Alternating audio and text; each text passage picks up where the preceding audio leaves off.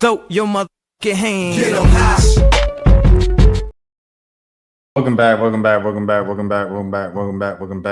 to the Money and Pod, man. I'm Rashad Milligan, joined here today by RB Mo and Jelani. Fellas, how are y'all doing? Man, I don't know about y'all, but I'm feeling heaven sent, man. Yeah, man.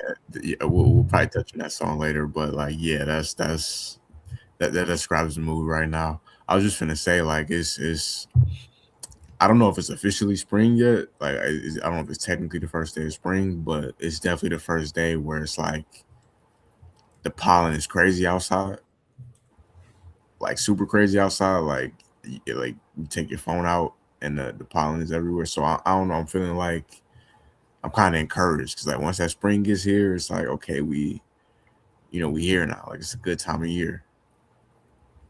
Facts. Yeah, Well, feeling we good. arguing about anyway. Oh, I forgot it's summertime. Right. You feel me? Yeah, I've been feeling real good outside, man. You know, I am excited to finally get out of the cold weather, man. It's like that was too long. This was a rough winter, and it's really it's low key. It's not over. Like we probably got. I think spring like really might be coming up, but I'm like March, like late March, like around this time, early April, you always got like that last couple like winter storms or whatever. Right. Yeah, Yeah, so far, I feel like it's been flashing. Like it's been going from cold to hot to cold to hot. Like it's been doing the whole cold in the morning, warm in the afternoons, like then get back cold at night. Like it's, you know what I mean? We still not all, like Jelani said, we still not all the way in one season yet. Facts. Yeah. I think you that last little run that it did. I mean, I ain't gonna hold you. I was in Puerto Rico during it, but I felt the effects because it disrupted my flight back home. So yeah, so it was. I didn't see the snow and all that stuff, but man, it was causing problems. Mr. Thanksgiving, DJ Drama. no exactly. Um, yeah, you get in your 30s and then you start the conversation off just talking about the weather, like coming out the gate. That's what exciting lives that we live. Now, my boy he came back from Puerto Rico. How was the experience? It was lit, man. The weather was, as I said, was really nice. It was amazing. It wasn't too hot. It's very windy out there. And I'll say one thing that I noticed in comparison to any beach I ever been to, the waves out there were crazy. You know, it was just consistently crashing pretty hard. And I think it was, as I said, in comparison to any other place, I think with the wind and stuff, it was just a different feel. But as I said, it made it feel really good. And yeah, went out there, saw Old San Juan, went to like little rainforest, caught a little vibe. Yeah. Yeah, you could definitely go surfing out there. I'm not even gonna hold you. But yeah, man, it was cool, man. I told Rashad, I mean, actually, no, I ain't gonna bring that part up. But yeah, I feel like it's low key a little more out there because I'm posting more stuff from like work, lately. Um, right. because I had that kind of entire rant of like I feel like people not acknowledging what I do, so I started posting a lot more stuff from work to kind of let people know what I do, and Right. in that people can put two and two together where I'm at. Well, I was finna bring up a particular part of my trip that I had texted you about. And that as well. So yeah, Yeah, so those two things definitely, yeah. yeah. But yeah, but it was very beautiful out there, man.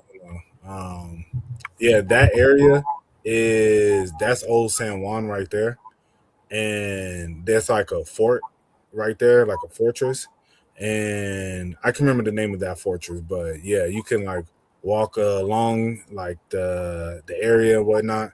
Yeah, so and it's a big old like just green grass for you just to kind of chill at. So, but yeah, beautiful, man. Great vibes. Had a great time. I went with my mom's, uh, and yeah, she loved it. So she's not usually a fan of the beach, but yeah, she had a great time. Um, yeah, so I have a hat just like that. Yes, sir. What's good? Um, I have a hat just like that, which I was trying to wear, but because of the background, it wasn't showing. But yeah, man, bro, Bad Bunny is he gonna have a statue out there one day, bro. They love that man. Yeah, They, he they like. said, "Oh, go ahead, Jelani." No, I was gonna say like he. I'm trying to think of like artists in the United States who's like means as much to they city as like what he would mean to their country. I don't know if this is like a fair comparison because he's really is like the country of Puerto Rico, like the ambassador basically. Bro, for real. They got murals of him everywhere. Our tour guide while I was in Old San Juan, it was a mural of him and this other dude. And then she was just like, yeah, does anybody know who that is? I was like, that's Bad Bunny. She was like, yeah, Benito. And then start going in, like talking about him, and then just kept walking. And then I was like, wait, who's the other dude? She's like, oh yeah, my bad. Yeah, that he's like a poet or something. Like I was like, all right. But yeah, nah, it was really dope, man. The nightlife out there, it was mad people. It's a very lively nightlife. One thing that it reminded me of, which is cool, I learned during one of the tours that they have a lot of their architecture is like Spanish inspired, but then they have some French inspired like architecture. And so if you've been to New Orleans before, like especially like Bourbon Street, walking on some of the streets, it looks similar to Bourbon Street, just with the places with the railing and the balconies. Yeah. So it's just like a colorful Bourbon Street, pretty much. French Quarter too. French Quarter. Yeah. Yeah, with especially with what's it called? Palm trees. So yeah, great vibe. Yeah. I ain't gonna hold you, they out there, bro. No, I didn't want to ask. I was thinking that like I did kind of want to. I just could want to figure that I mean I would imagine that they would be out there. Yeah, no, they was out there. The But I think I went during a time where, like spring break and stuff. So I think that was kind of going on as well. You said So inflation. yeah, I mean, it wasn't Houston, but yeah, they was outside. Can we briefly talk about that? Because Yeah. I don't know.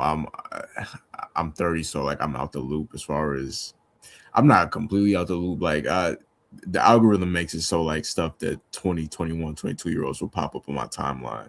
But I just don't understand the idea of going somewhere that one doesn't have a beach, two it's just not walkable. Like Houston is known for being like one of the least walkable cities in America.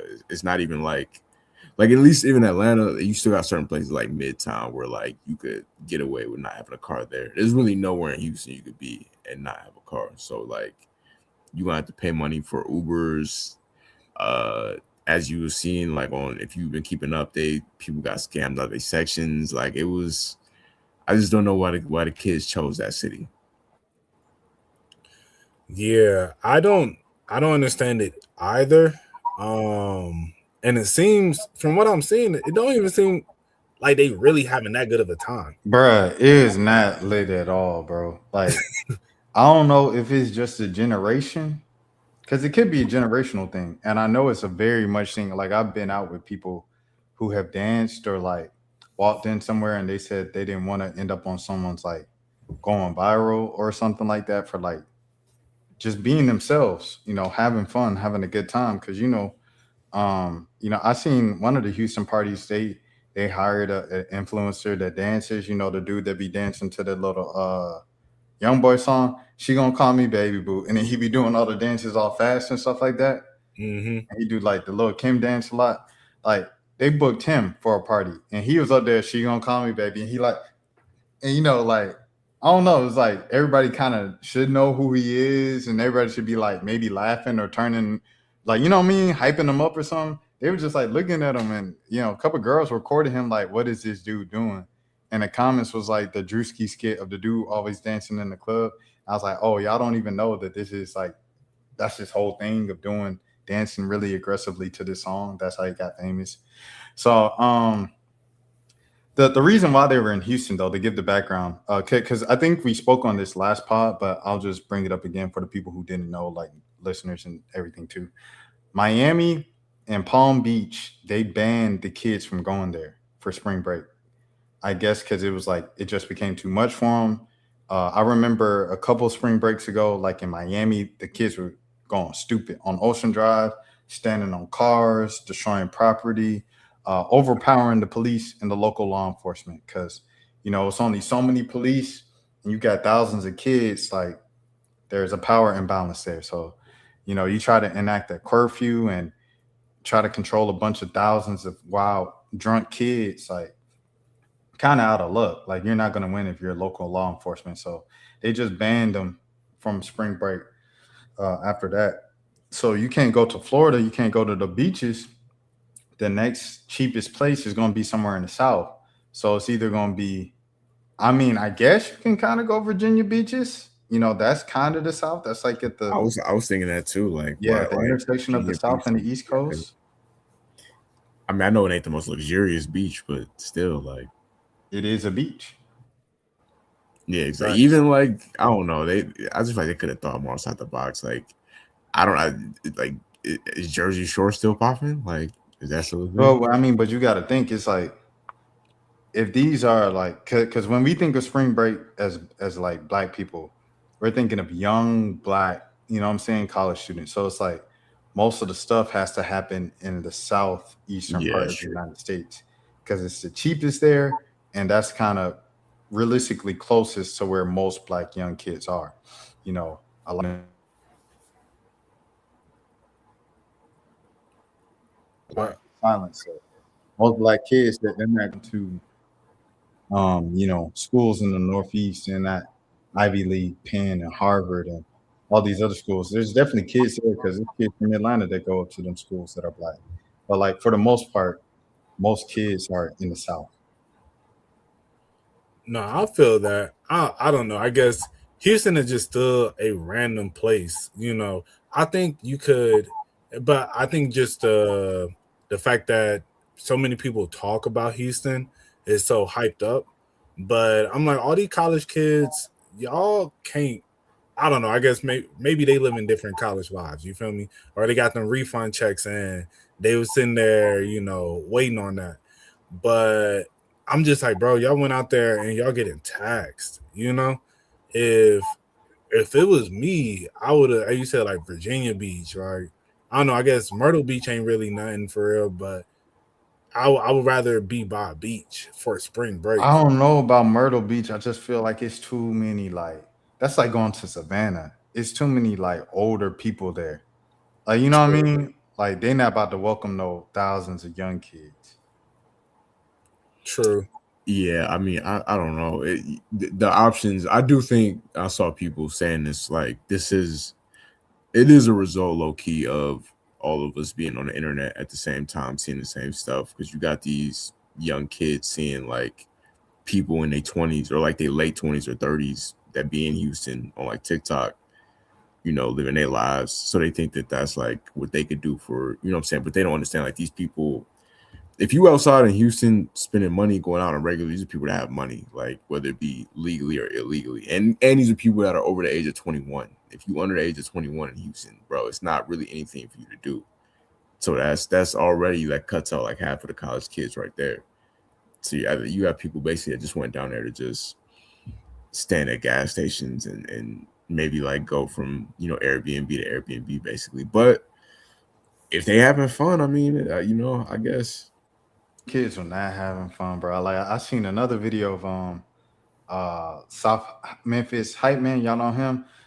Go summer down, brother ain't hype like me, brother. And he do the little dance everywhere and stuff like that with the boombox. Anyways, shout out Memphis. You know all the TikTok dancers. Yeah, well, like the little Facebook reels and stuff like that. I don't be on TikTok, but I do be on like Facebook for sure. Yeah, I just know Tisa Korean. That's the only one I Oh know. yeah, shout out Tisa Kareem. Like that's a Houston legend for sure. He was Yeah. at Mercury's birthday party. Shout out Mercury, man. Real Atlanta underground legend. Merc. Uh, Pop star Benny was DJing, and then Tisa Kareem was like the headline performer. Shout out Tisa for showing up, popping out for Merc. Um, yeah, yeah, yeah, yeah. Here's a little bit like. So South Five is man, hype man. He went to one of the parties and he dancing around. Hype man going some down, and everywhere he goes, usually like a group of people, especially if it's younger black folks, they like group around him, start singing the song and doing the dance with them, and you know what I mean, like they're having a good time. At least hyping them up and going like, yeah, yeah, yeah. You know, these kids just like looking at him from their phones. They just like it's some people in the back in they sections, they sitting down and they like this, they bobbing their head, they smiling, but they not getting up, they not standing up in their section. And it might be because they don't want to get up to lose a spot in the section. I don't know. But like they not getting up. And it's like, dang, y'all just gonna sit down the whole time. The comment section was like, they must be doing the mannequin challenge. Like, you know what I mean? So they don't look like they were having fun, bro. Like it just looked like it was just too much. I mean, but maybe that's how the new generation has fun. Maybe because if you never knew how we had fun of like da da da da, which I thought was whack. I want to go on another tangent. I thought it was real whack the way that some folks try to shame kids for having fun back in the day.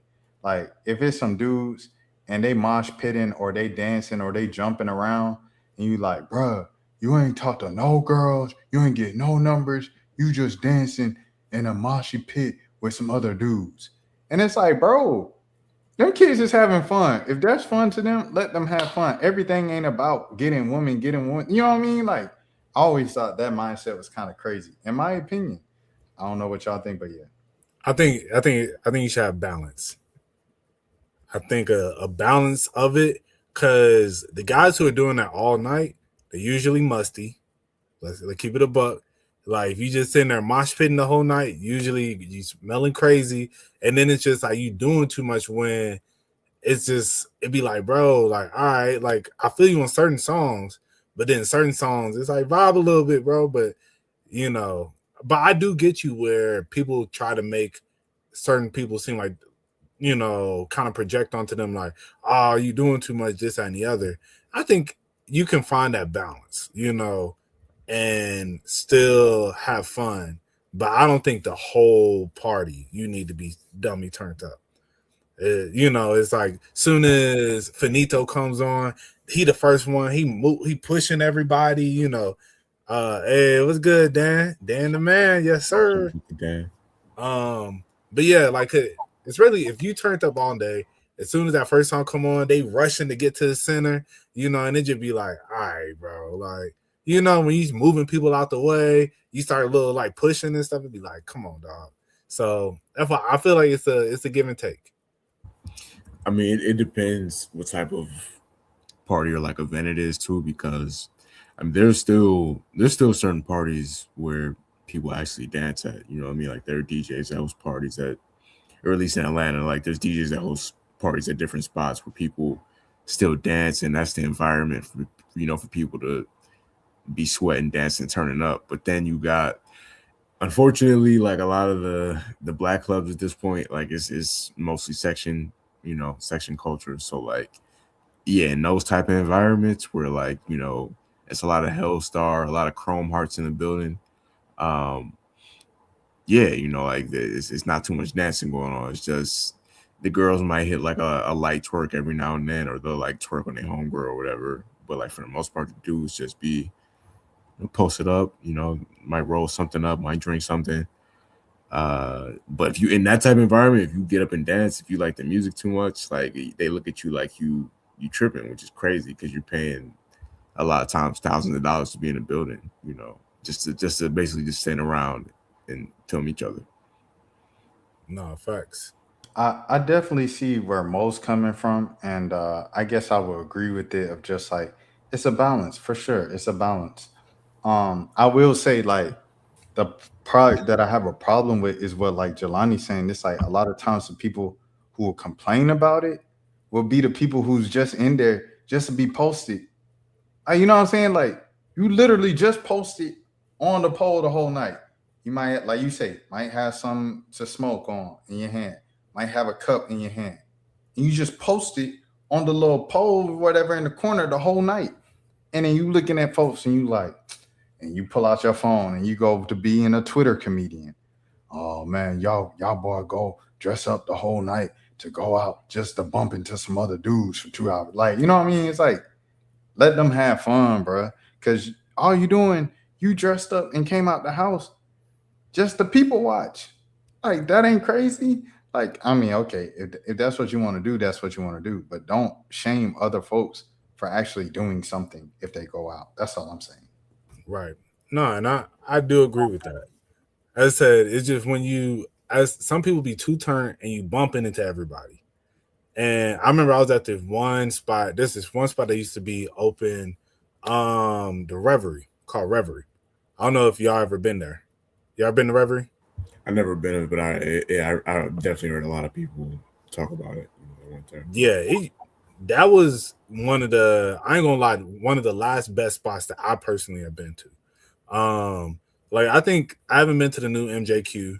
It be looking cool, but I haven't been in there. But yeah, it was a VR bar. But then at night it'll turn into like a club and it'd be packed out, people dancing. It'll be vibes. But I remember it was like, you know, like everybody kind of turn up, you know, having a good time. But then it'd be certain songs that not everybody turning up to. And I know one particular song is the one dude that played, it was the DJ that played Poof by Pierre Bourne. And it's a solid song. You could turn up to it, but it was like, bro, like, you know, like this, you the only one turned up right now. Everybody kind of like, we all vibing, you feel me? That's what threw me off for a second. I was like, why he just zoom in up there? What's over there? Yeah, no, I went to another tab and I zoomed in on that picture, and I guess it like zoomed in on this picture as well. So that's what happened. Yeah. But yeah, it was just kind of like, all right, in that moment, I ain't gonna lie, I was one of the people like, all right, buddy doing too much, you know. And it was funny, I was with one of my homeboys, and you know, he was one of the people that used to want to just have fun, turn up. And I remember that song came on, and I said, other dude was like turning up, doing a lot, and then he went to join him. But as he was getting ready to join him, he was taking off his shirt. And bro, it was so funny because me and like the other person I was with, it was like three of us. We both looked at him and it was just like, we looked at each other and was just like, no, and grabbed him.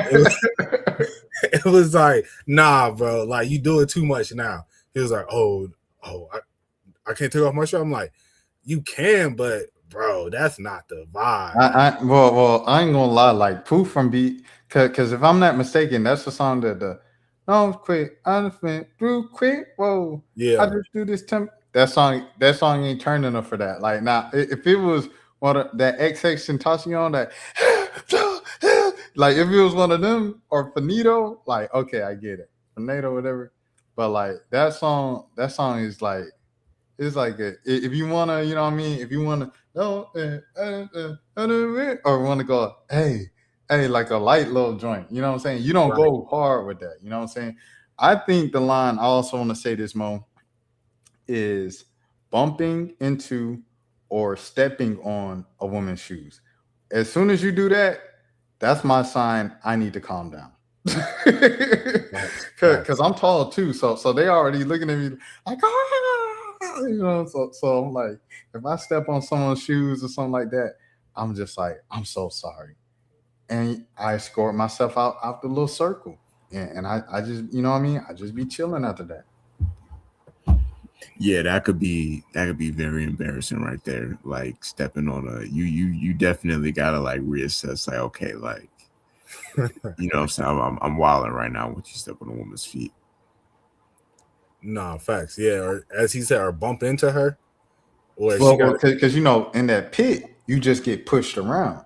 So Yeah. when you get pushed around, if you get pushed around and you just happen to hit, you know what I'm saying, bump into a girl that you get pushed into, and then she just like, and you look back and you're like, oh, I'm so sorry. Cause they be looking so, you know what I'm saying, like petite and just, you know what I mean? Like they're just there watching. They might be smiling or they might not want to do it. Like they backed up purposely when they saw the pit forming and you Right. bumping into them. You know what I'm saying? Like you don't want to be the dude that's, I think that's when you're like, I'm doing too much.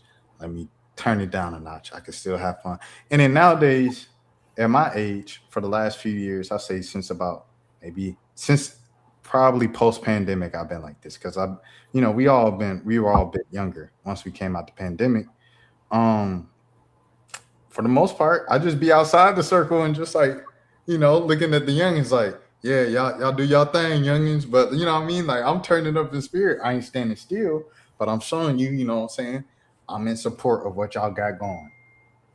No, facts. I went to a Destroy Lonely concert. I think I told you about this.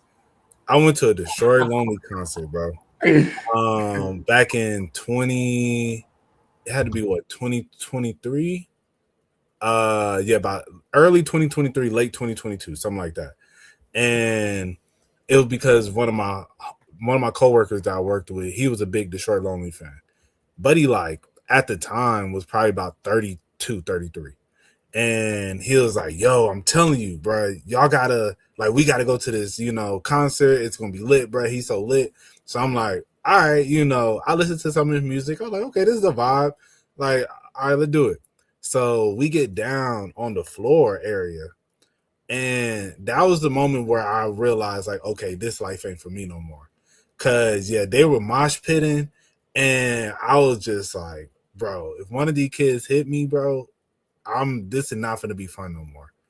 And yeah, but I was on the outside just sitting there vibing, I was turning up like, hey, but on in my respective area. But yeah, going in the middle of the mosh these days, nah. Cause also they mosh different these days. Like they really, when we mosh, it was like, a little light pushing, ha ha ha. They really punch. Like they really get in there and they looking to like shed blood. You feel me? They on their rock stuff nowadays. Cause you know that's how rock mosh pits always were from the jump, like throwing punches and kicking and all that. But Right. in hip hop, we would just do the hey, and so now but I think it's a term with the music as well, because like this whole new little vampire sound and stuff like that, like all that is like kind of just intertwining heavy metal with rap music. And it's all Playboy Cardi's fault. Cause remember Playboy Cardi, like he was making the turn Atlanta stuff where he was like, what? What? And they interviewing him and he said, I ain't even a rapper. I'm a rock star. I'm a rock star. And then he with the song with Uzi, I'm a rock star. And then and now he just does wah over the little guitars and the little vampire sound. Like he paved the way. And I think that's a good thing. That's a bad thing. It's a good thing because it's like, okay, you brought something new to the rap game. It's a bad thing because now like all these kids want to be is rock stars, and it's like we don't know what you're saying. Facts. They tell you that you just don't get it and that you're old and the times have changed if you tell them that you don't know what they're saying. Facts. Yeah, no, like the Cardi influence on the youth is, I mean, I feel like you could tell from like how the kids are dressing, like the bedazzled outfits and the crop top. I feel like, I don't know, the I feel like Thug for like a few years was like the most influential Atlanta rapper as far as like influence of the kids and how they were dressing and all that. But I definitely think since 2020, you would have to say Cardi is like the most influential of his era. But when he was talking about the mosh pits, like yeah, no, I listen, like I enjoy, I want to go out, I want to go places where people are dancing, and like I definitely want to be outside for sure, and like be in environments where it's we sweating a little bit and all that. But like you said, it's like to a limit, bro. I'm not trying to get injured. I'm not trying to get punched in the face to turn up. Like, I'm not trying to awkwardly, like you said, step on a girl's foot, or I ain't trying to be turning up to the point where I'm musty either. You know, you gotta, like you said, keep it in moderation. Yeah, I am not trying to sweat in the club. I'm gonna keep it a buck. See, I ain't gonna say that. I low key, I am trying to sweat, but like not to the point where like my clothes is drenched. If that makes sense. This man trying to look like a Sean Paul video. I was just that's what I was thinking about. That's literally what I was thinking about. Right, I was thinking like a Nelly hiding here type situation. No, Bruh. So all right, so I need a new light bulbs, right? For my little ceiling fan. Because I got 4 lights. Only one work now. So the room be mad dark like half the day and the light be on. So I'm just wasting money. So I'm like, okay, let me go buy some new ones. So I'm looking to order a new one. And I see this joint, it say color light bulbs, Wi-Fi. I said, oh, that's a bar. That joint was $20. I said, oh, it's $20 for a whole pack. I said, man, that might be worth it, but you know what I mean?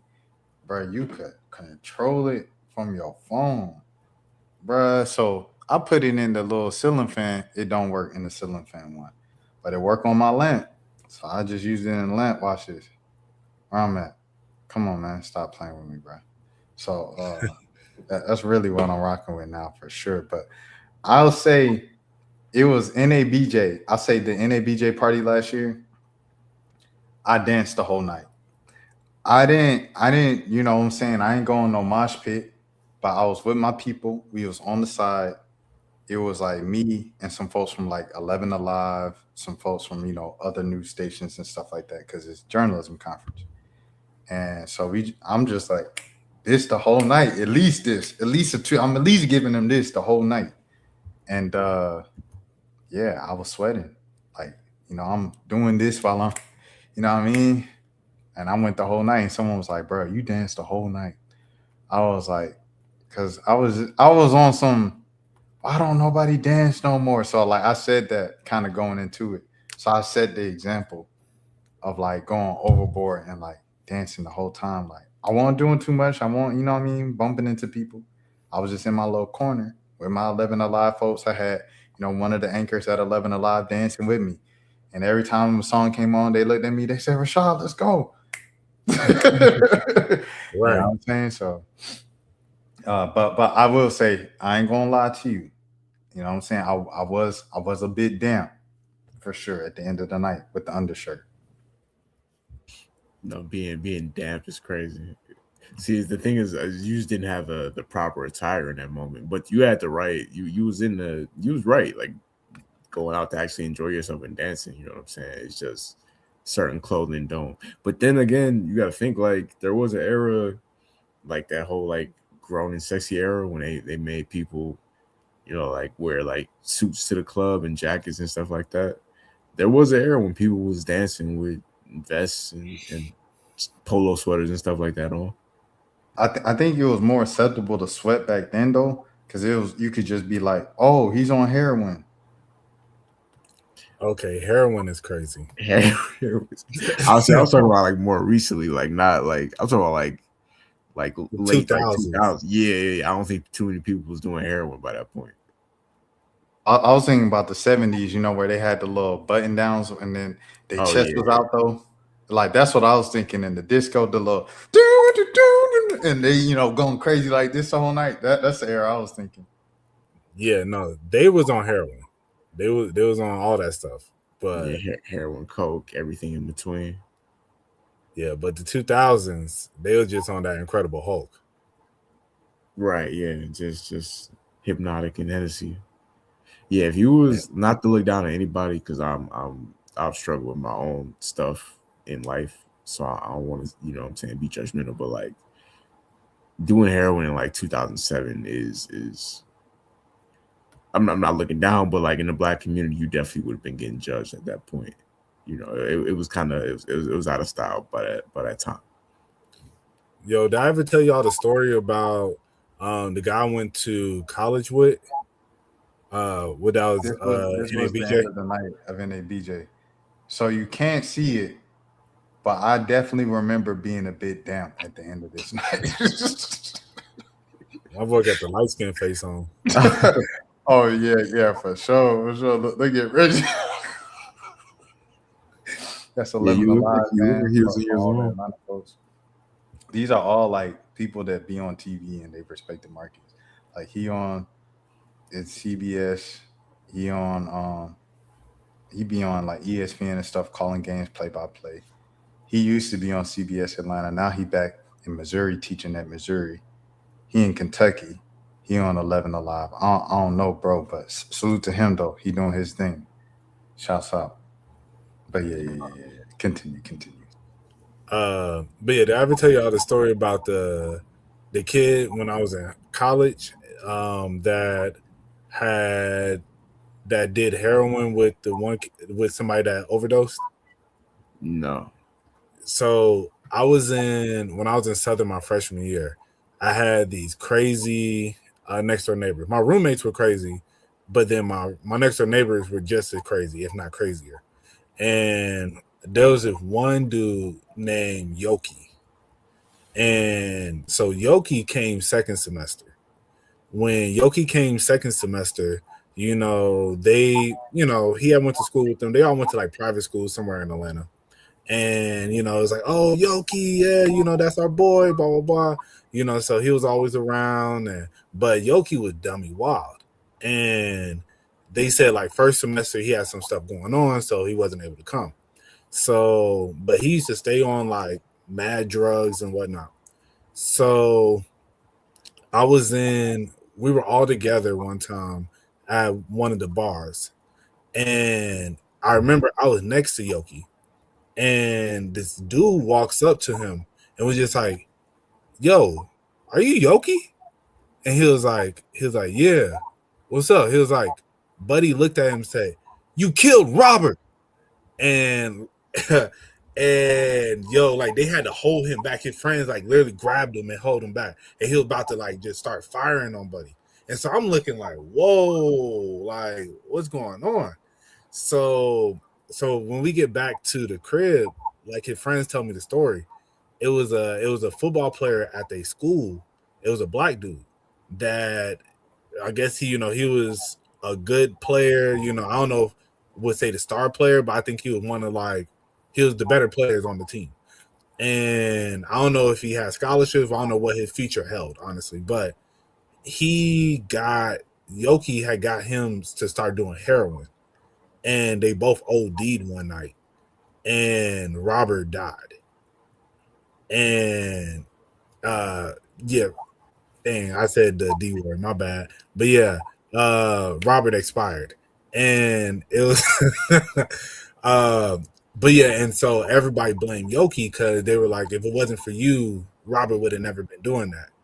And yeah, I'll never forget that moment because yeah, Buddy, and I heard about how people blamed Yoki for it, but then to see it firsthand where a dude like literally confronted him in the middle of like the club pretty much, it was like I was like, dang, bro. But yeah, that's them private school white kids, man.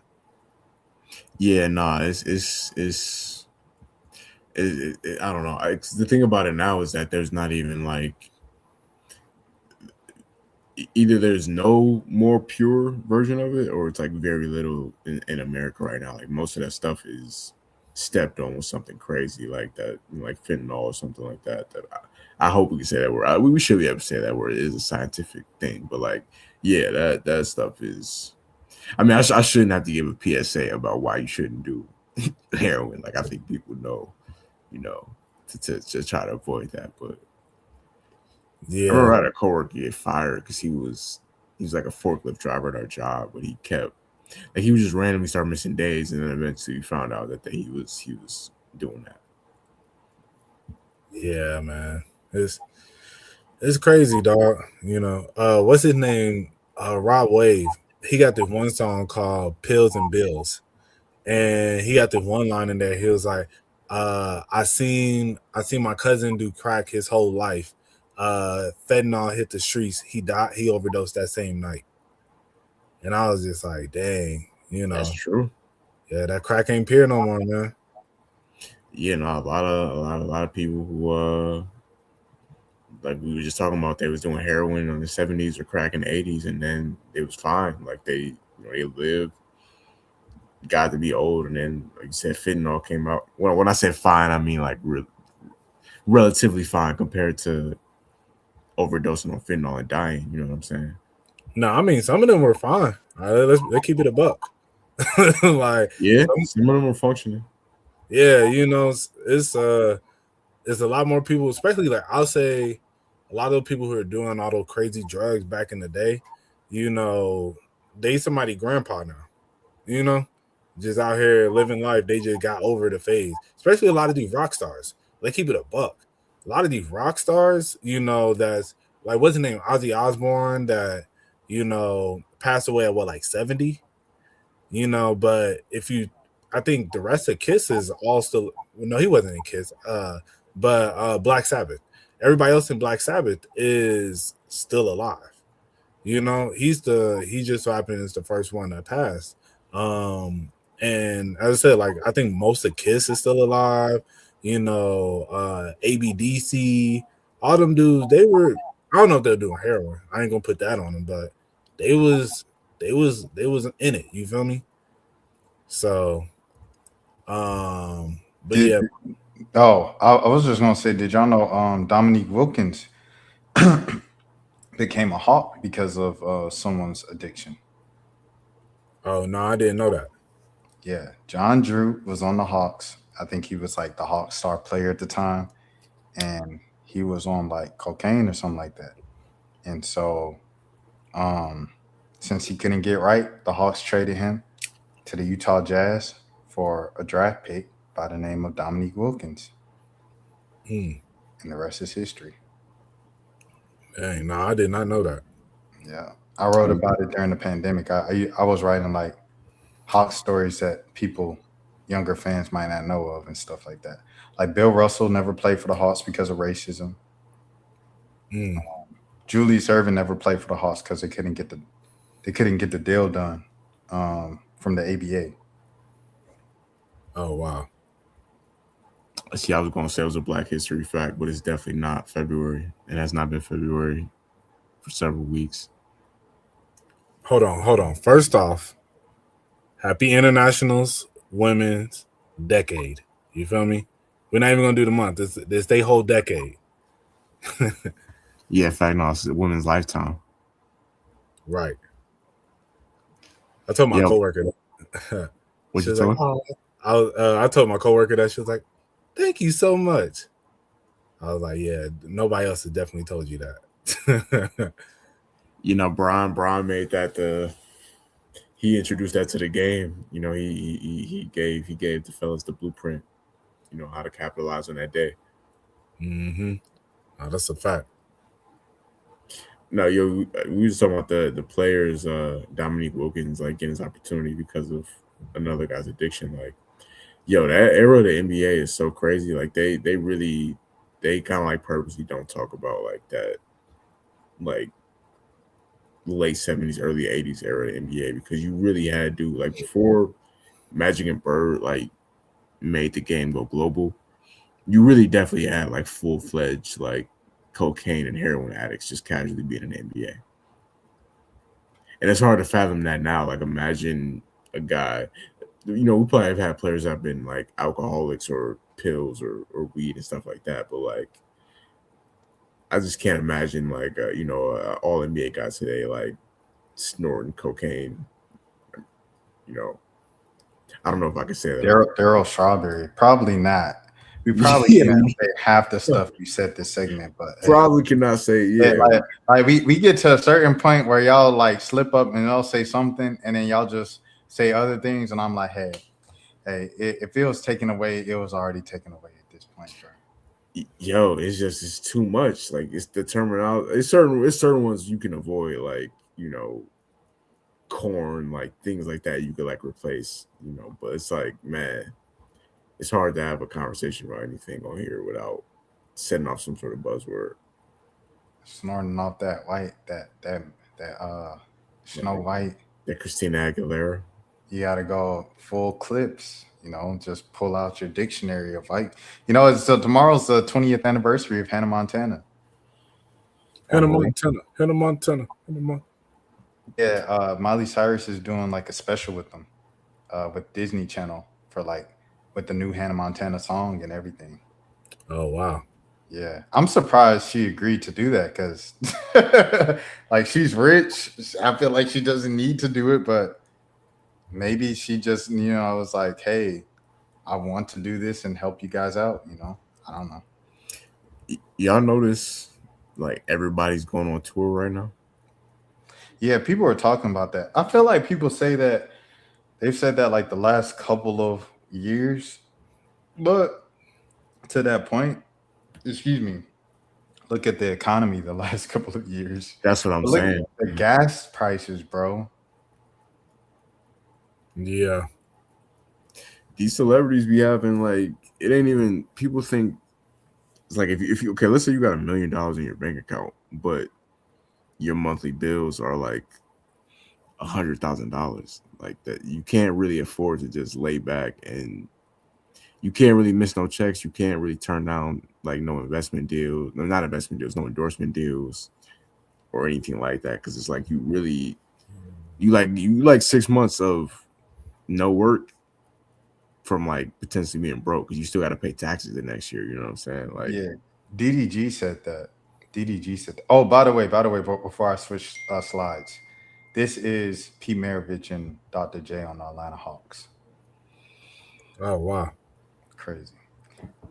Um. Oh, what was you about to say, Jelani? oh no, I was you good, bro. Yeah. DDG was talking about that one time. He was like, "I'm not broke or nothing like that, but it's just like I like nice things, and they cost money." So I mean, yeah, that's exactly what it is. You have to maintain the lifestyle, and that's where most people go broke. You like how you go broke because if you're living like how you getting paid right now, you're not always going to get paid how you get paid right now, and it's kind of as simple as that. No, that's a fact. And that's where a lot of people, how you said, a lot of people don't understand living below your means at times. And understand that, you can have moments of splurge, but you can't, once the money goes down, you got to go back, you got to reel it back a little bit. But people don't want to reel it back. They just keep going. Yeah, I mean it's hard though because it's like I know for me personally, like I could sit here and say right now, like what I would do if I had a certain amount of money or whatever. Like I could write down like a responsible plan of how I would invest and all that. But it's different when you check that bank account and that money is there. Like once that money hits you, especially if you come from an environment where you didn't have any money and now you not even if you're a millionaire, if you in the entertainment industry or whatever or athlete and you get six figures, like bro, that's it's like the world is your playground or you feel like that in that moment. I always say, bro, I seen 50K in my account one time. Boy, I went stupid. I had that 50K in my account for about 5 seconds. That's real. That's the real. That It's like money, when you that won't even 100. I ain't never seen 100 to my name. I went stupid when I seen 50. I ain't been nowhere near 50 cents. But So they just pay imagine 100, 500,000, 1 million. Oh my goodness, what? not to pocket watch, but they gave you a salary up front.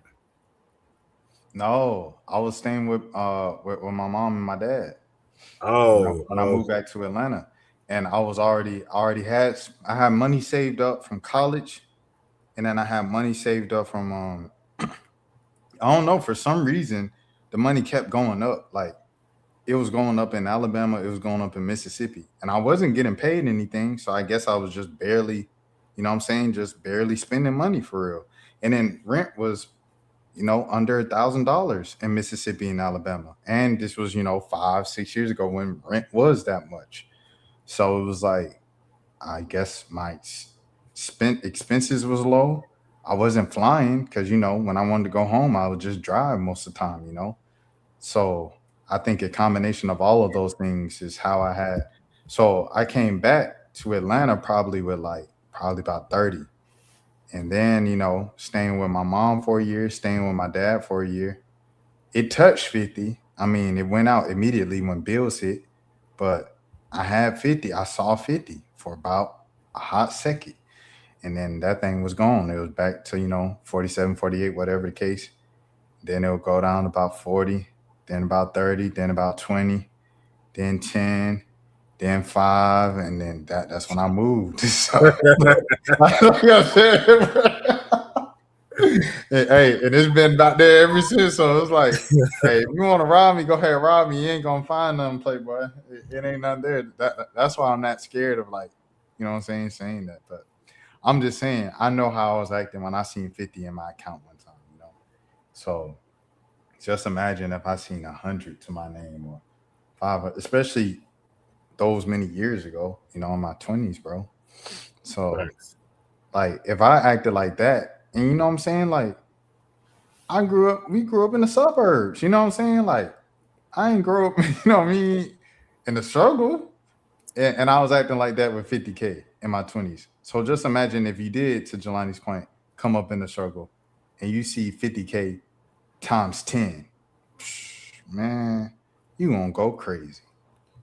And it's funny, like I completely agree because I remember when I started working at like nicer restaurants, and when I used to work at Garden Room, that's where I I made really good money, but we got our cash every night.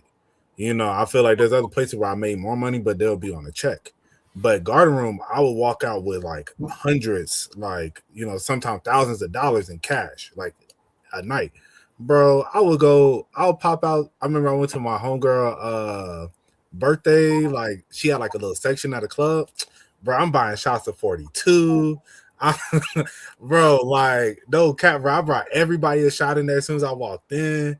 Like, I'm like, hey, bring us a bottle. I was just like, just cause it's like, bro, I got hundreds right now. You feel me? Like, hey, straight cash.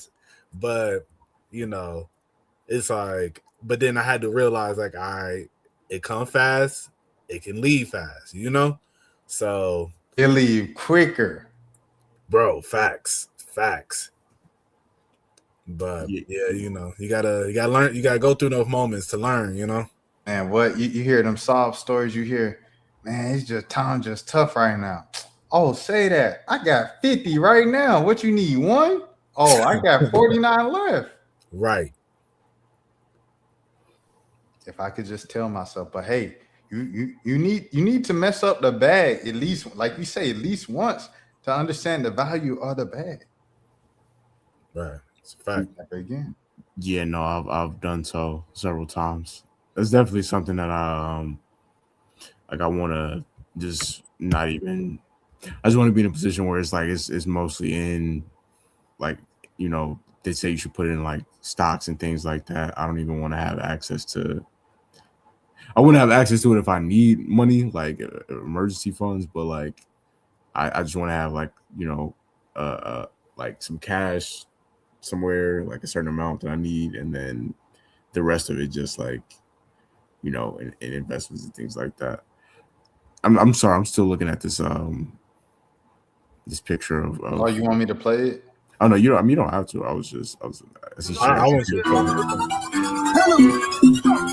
Hannah Montana, Hannah Montana, Hannah Montana, Hannah Montana, Hannah Montana, Hannah Montana. See, I can't rock with it because I know how she feels about I rap. got money. What you say? What you say? Oh, I was asking what you said. No, I said I can't rock with this because I know how she feels about rap music. Oh. Like I know it's not authentic. I know you don't really, what I'm saying. But shout out to there was I think we might have talked about this. I think, but there was like a whole debate on Twitter where they were talking about like the Mount Rushmore of Disney stars. Yeah. I reacted to it. Excuse me. I reacted to it because Chrissy, Romano, the co-star on Even Stevens, she said that Shia LaBeouf ain't up there. And so that created like a big discussion. She was like, I'll write a letter about it later. And I was like, oh, she passionate about this. I low key agree. because it's just that one show. Even though that show was that like helped. But Holes, wouldn't you consider Holes like Oh a yeah, Holes. I Disney forgot channel? about You know what I Holes. mean? I'm bugging. I definitely forgot about Holes. Yeah. Yeah, no, he's a contender for sure. I mean, I think you would have to. Raven is without question. I think Raven and Hillary Duff are like guaranteed. I agree. And then from there, I think you could say Miley Cyrus, and then the fourth one. This is after my era, but I mean, you might have to say Selena Gomez. I agree. I mean, Okay, but here's the thing. I'm gonna challenge y'all first. Cause Sabrina Carpenter is, you know what I mean? She's hot. Like we can't ignore the fact that she's popping just because we not in tune with that generation. She doing arenas right now. You know what I'm saying? but I think I don't think it's off of Disney though. I think Selena Gomez is famous off of Disney. Like, cause then, well, I think what was her name? Ariana Grande, was she Nick? Yeah, She was she's Nick. Yeah, on there. she's Yeah. Nickelodeon. But I think if you was to do a Mount Rushmore of Nickelodeon stars, you wouldn't put Ariana Grande in there because I don't think her main fame is like, of course, you know her, like you know where she started, but you're not thinking like where her majority of her fame is. I don't think people really draw to that.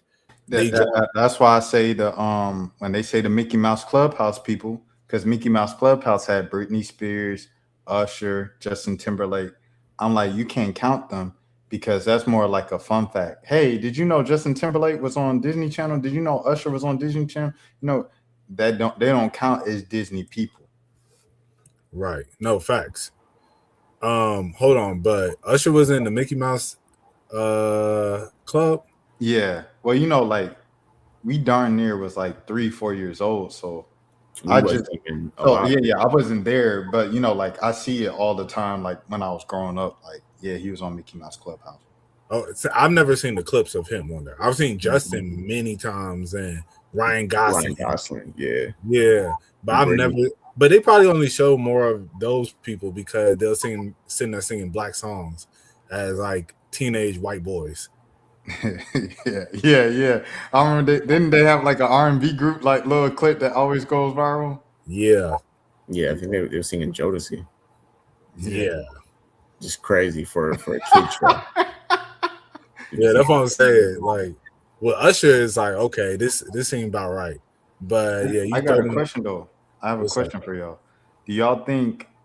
All right, so who would you go with on the last seat? Would you go Selena Gomez or would you go? Hold on, wait for it. It's because it's another one, right?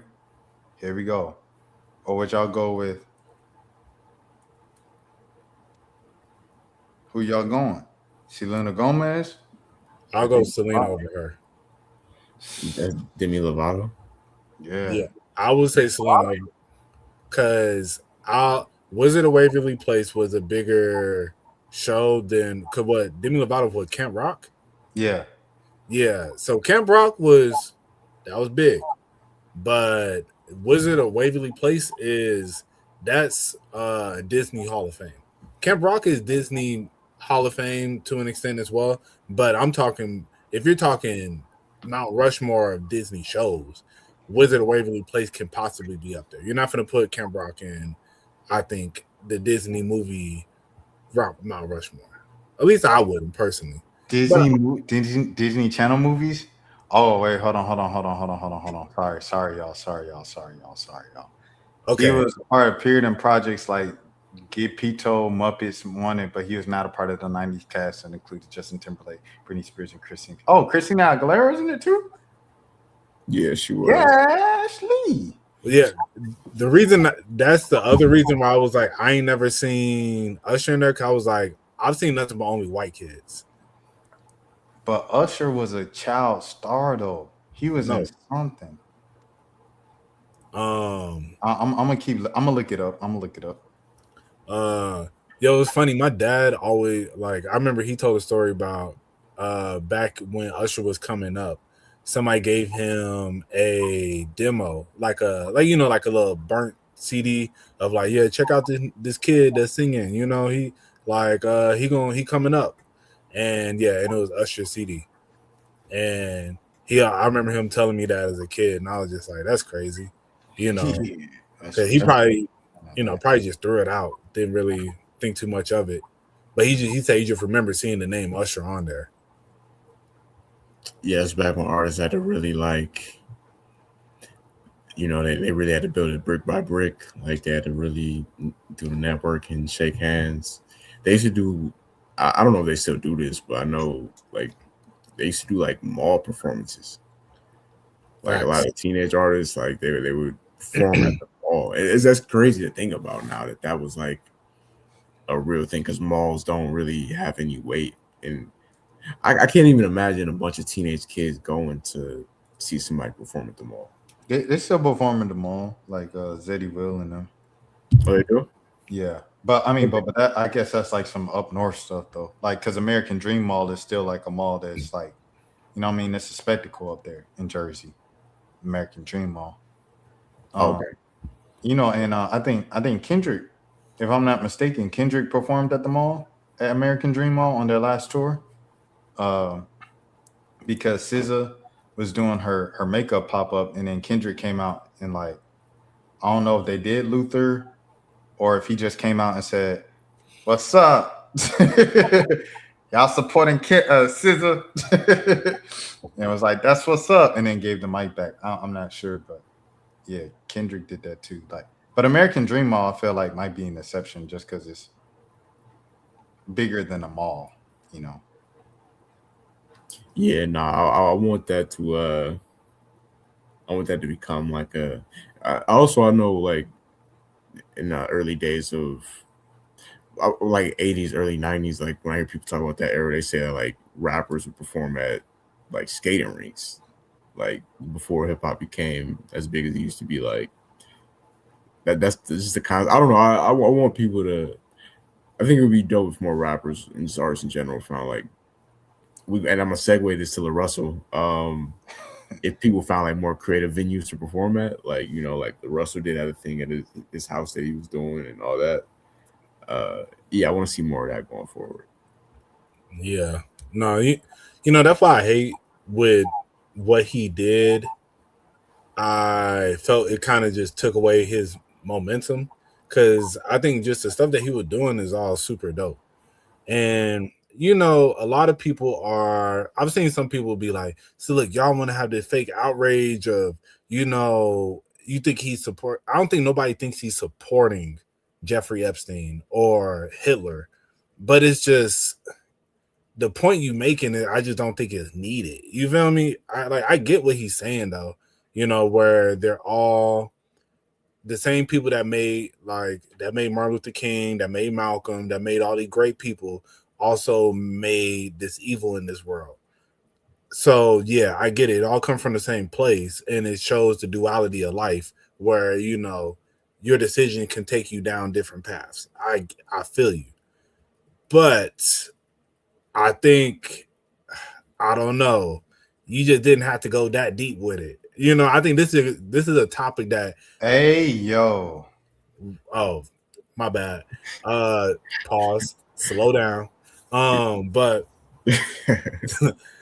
but yeah, but I just think it was. I don't know. I think his engineer was right. Let's just leave it there. His engineer. I got a question before you come back in, Jelani. Pause. I seen the internet theory about this. He signs to Rock Nation. He has the Lil Wayne situation and this situation literally back to back. Do you think this was a thing from Rock Nation? Tell him, hey, love controversy, get your name out there.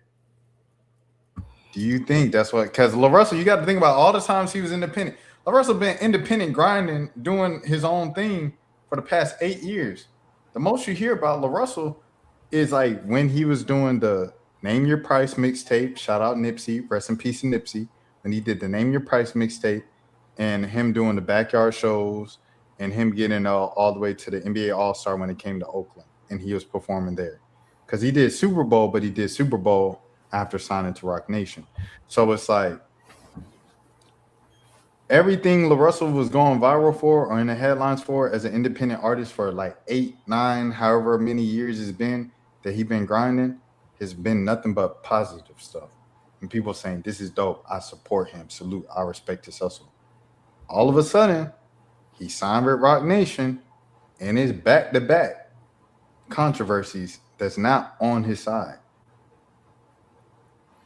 Yeah, I mean, it feels pretty self-inflicted though. Like, I think honestly, it ain't even so much of you making a statement. Like, it's and somebody pointed out on Twitter that was like, he said, we all haven't said, even you see, they're saying he said it like after mentioning, I'm not gonna say their names, but after mentioning like dictators and people that do traffic and all type of stuff, he says our name like we the worst person in the group out of all those people.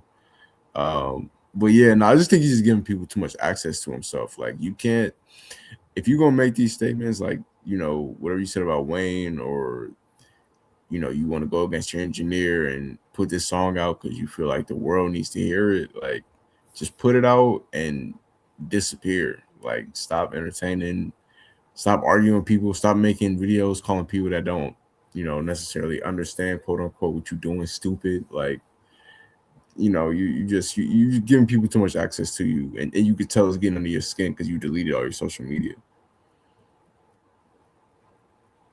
Facts. And I think that's where that part I really didn't like, because I mean, him saying it, I was like, all right, you wilding on this one a little bit, but it is what it is. You still doing you. But then, as you said, letting it get to you to the point where you are deleting your social media and all this stuff, it's like, bro, just stand on what you said and keep it pushing. Like, I don't think you need to really just like, I don't think you need to let it get to you the way that it got to you. Don't go back and forth, just be like, hey, I did that. Y'all not rocking with it, whatever. It's out there for the people who want it. I'm going to keep pushing. So that's how I personally feel he should have been. But Rashad, you trying to segue into the J. Cole topic? We ready? Yeah. You said it. What? Trying to silence us. They trying to silence us. You're gonna say something, stand on it. Facts. This morning on my everybody born is heaven sent, that way he said it was wild. Yeah, exactly. My thing, lame, shit, cute, and impactful, is LaRussell been relevant for about 8 years. He ain't never. It was the one time he had the interview. I don't know if you guys remember this. He had an interview with a woman, and they were kind of talking about. She said, "What's your favorite meal?" He said it was kitty cat. So then she asked, "What's your favorite position?" And he said, "I don't think that you should ask an artist of my intellect level a question like that." And she was like, "What?" And I think he like walked off the set. I saw that interview. Yeah. He You know what I'm saying? made it. I don't think he walked off, but he definitely made it awkward. Like, Yeah. So that was the only other time I've seen LaRussell get bad PR in his entire 8 years as a fully independent artist. He signed to Jay-Z, Rock Nation. All of a sudden, it's back-to-back controversies. Now, he could have had the Wayne opinion, and he could have had this song in the tub. The thing is, I think LaRussell by himself probably would have just let people say what they had to say about Wayne. You're not going to beat the internet. What Jelani said, you're not going to beat the internet. We are going to have our day. If you're on the internet long enough, there's going to be an opinion that people, the mass majority, do not agree with. When they jump you, you take the beating. You take the jump. Just be quiet. People going to move on to the next topic tomorrow. They're going to talk about BBLs in Houston. Move on. They're going to forget all about it. And you come back to the internet and start tweeting again. They're going to forget in a couple days.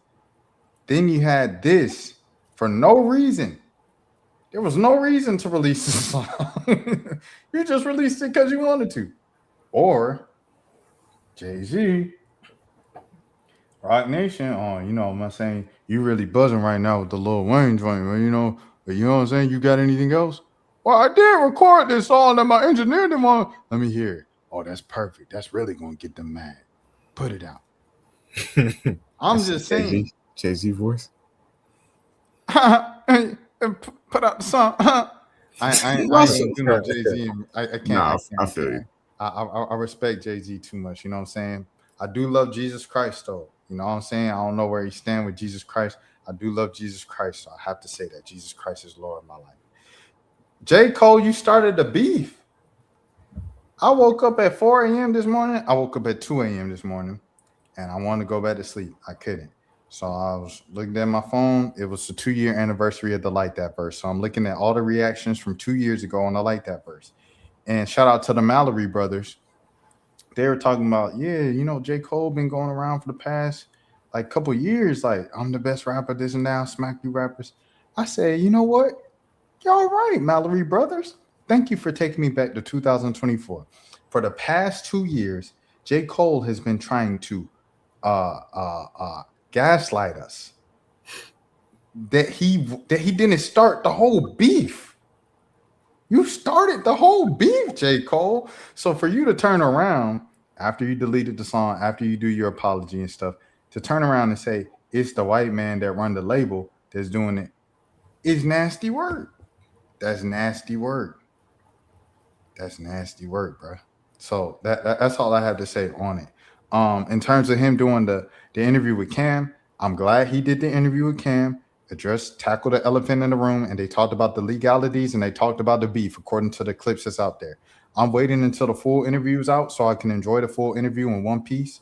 But it looks dope that they, met up, did it on camera, handled business, and didn't hold back with no questions. Nadeska, great interview as well. But I just don't like the whole twist that J. Cole's been putting on this joint of saying, I chose peace, I chose meditation, I chose love. When you started the whole thing, that's it. Do you think he started the whole thing? I don't think that's what happened. It's a fact. It's a fact in his opinion.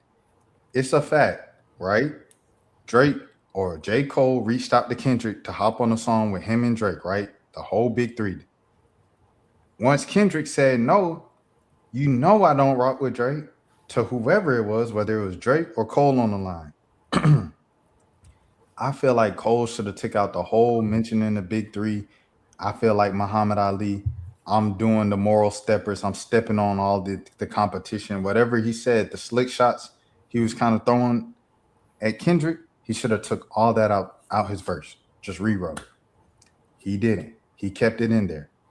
So what did Kendrick respond to? And like that specifically, it was the first person shooter first in the song. That's what Kendrick, in the first thing that lit up the whole fire, that's what he was responding to specifically. So yes, technically, J. Cole started it. Okay. Yeah, no, I don't know. The more I think when he first put out the song and he deleted it, like I didn't understand it at first, but I think the more time is going by, I get it just because it's like it's been said a million times, but I don't think he knew it was going to get to that level as far as and that's Jelani. But look though, that's fine with me. I don't have a problem with that. You could delete the song if you want to be out the business and everything like that. The thing I have a problem with is you coming around 5 months later with the poor Antonio freestyle and you going on these interviews and you going in new verses saying that rap beef is fabricated from the white man in the office at the label.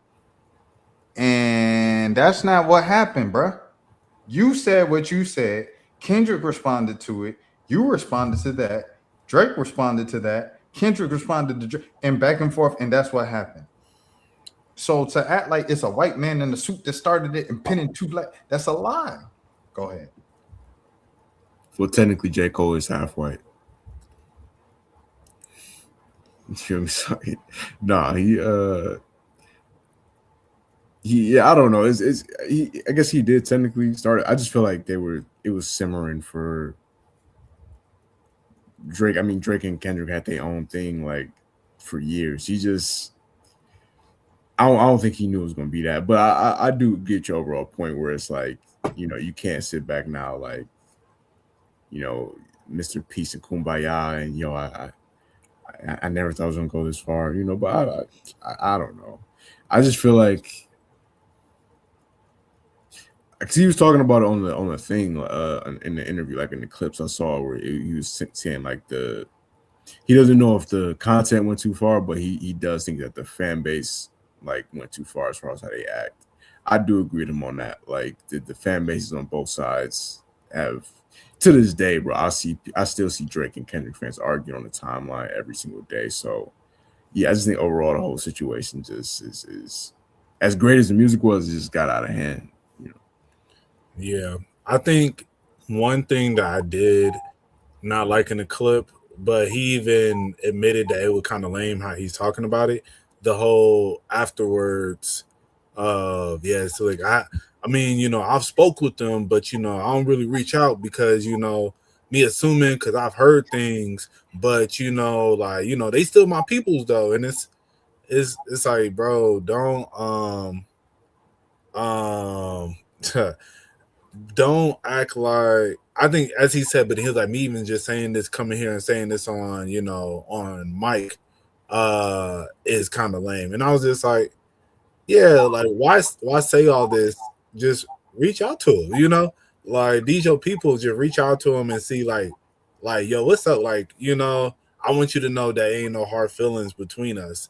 It ain't, because you saying this on, if it was me, hypothetically, if this was me in this situation, you're hearing that I'm feeling some type of way and you haven't reached out to me, but then I hear you on on a podcast talking about, yeah, these are my boys, blah blah blah, like I still love them, I don't hit them up because I feel like he probably feeling some type of way, but they still my boys. That'll piss me off even more.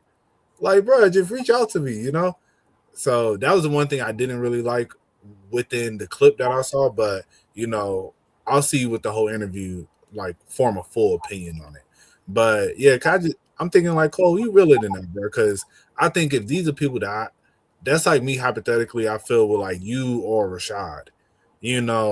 Like, I feel like there's some tension going on, but somebody then hit me up telling me like, yeah, Rashad feeling some type of way right now. And I'm just like, well, if he's feeling some type of way, I guess I'm gonna just leave him alone. You would expect that this is like a person that I truly love and respect. I'm gonna hit him up, be like, bro, like, yo, what's up? Like, you good? Like I don't want you to be thinking that I'm, that I did you wrong. Like, this is my side of things, X, Y, and Z. That's how I would expect you to approach a friend. So that part I didn't really like from the clip. So, but I mean, at the same time, this is a lot bigger stage. I don't know. I just think, yeah, you could definitely address it with the person and not, because I'm assuming when he said that, it was more about Drake than it was Kendrick, realistically, So I know Drake gotta be feeling like, dang, bruh, you kind of turned on me, and then now it's just like, it's crickets, and then now we don't talk no more. It's like you could make the song talking about, yeah, Drake, I want you to know, like I still respect everything you did for me, in Port Antonio and all that stuff, but then it's like, bro, you ain't reaching out, like I ain't heard nothing from you. So not to sound like Maul, but like that's but for real, like that's how I would expect, like, and I don't know, I guess what's y'all thoughts on that? I just think it just, I don't know. I just think it just got weird between them. I don't know. Obviously I don't know these people personally, but it's just hard to. I mean, I think they'll let's say they could have did something beautiful. They could have really raptured the culture. Where was Kendrick June 16 show one time? Yeah, I mean, I don't know. It was overall. I mean, I think the beef was like, I enjoyed it. I thought it was a great pop culture moment. But from their perspective, is them knowing each other for like 15 plus years at this point. I just think it's weird between them now. Like it's just hard to you can't just delete the song and then be like, hey, my bad, bro. You know, because you did say some things in that song that was kind of crazy. Like, imagine if behind the scenes, like Cole had told Kendrick that he liked To Pimp a Butterfly, and then you hear that song, and he's like, well, actually, you know, it was overhyped. You know, it's just hard to be cool. So from that perspective, and then with Drake, he's probably just feeling like, yo, I don't even know if there's any rapper I could trust, period, after, you know, what happened. Like, so many people he probably thought was his friend and dissed him, and people he collaborated with for years. It's like, you know, I've had situations happen where like I go, maybe even with us, like we didn't, like me and you never had beef mode, obviously, but we went like a few years without talking, just randomly, just out of nowhere. Like stuff like that, I feel like that happens a lot of times too. But if you was hearing, if you heard that I did feel some type of way about something that you did, and then we haven't talked, like, wouldn't you? I would expect you to reach out to me. Yes, even though there was like a 1%, even though we never had no issue, there was like a thought in the back of my head, like, damn, like did me and Mo, like, did something happen that I do something that I didn't know I did, like that we, but it was just, I don't know, it was just random. But I agree with your raw point. Like, if that's somebody that you really close with and you think it's an issue, it should be just be like a direct line of contact at some point. No, facts. And yeah, no, we it's never no issue, bro. Oh no, I know that now because it was just, but I just feel like we just randomly had like, because it might have been like 4 or 5 years, I don't know, but it was like early 20s, like, yeah, we just I mean, that's when I wasn't talking to people as much just because I was in that relationship, you know. That's what I'm saying. Like, real life be happening. Yeah, no, facts. And I mean, yeah, Cole married and stuff. So I mean, you know, maybe I don't know. But I think remember the Nadeska interview, he was talking about like sport, like group chats, like it's a bad thing. He was like, why am I in this group chat arguing about sports? I got a kid. And I was like, dang, bro, you can't like just debate Darren Peterson versus AJ DeMonster real quick, like. It's not that deep. But then again, I don't have a kid, so I can't say. But I think you could have a kid and still like be passionate about certain things that you enjoy. Yeah. I mean, because most people that have kids, they always tell me they like, you know, sometimes they feel kind of offended from their friends. They like, I never get invited to anything now because like everybody always just assumed that I can't go because I got a kid. It's like, I'm still young. Like, I can still go out with y'all. I just had to find a sitter for the kid. You know what I mean? And we move. So I mean, I think about that in the back of my head all the time. I want to address what Lame Shakute Impactful said. First of all, he said Drake was heavy stepping in LA for a decade, and then TDE waited until he left. Drake was Mr. Calabasas for a few years. I mean, they were throwing subs to each other that whole time, though. I will say that. And then he said they could have did something beautiful and shifted the culture, rapping together. Yeah, that's what Cole or Drake was trying to make happen on First Person Shooter, but you know, Kendrick was that like, would have been crazy. You said that would have been crazy. Yeah, if they did. It would have been nice. It would have been nice. I mean, Kendrick, the one that set the bomb off and said, you know, I ain't gonna do that. And then he said after Big Three, like that ended all the, you know, all unity. Any chance for some unity when he said after Big Three is just Big Me. I was like, dang, that's how you feel. But hey, like he wanted that crown, you know. It's always kind of how Kendrick was. And then the one where he said the Juneteenth show at the Forum, he said, was that a one-time thing? Yeah, I think so. I ain't gonna lie. And I think it's only because like Kendrick be busy, bro. Like it's like, you know, like he said on the Heart Part 6 with Black Hippie, what happened to Black Hippie? He just like, bro, like I got busy. Yeah, literally.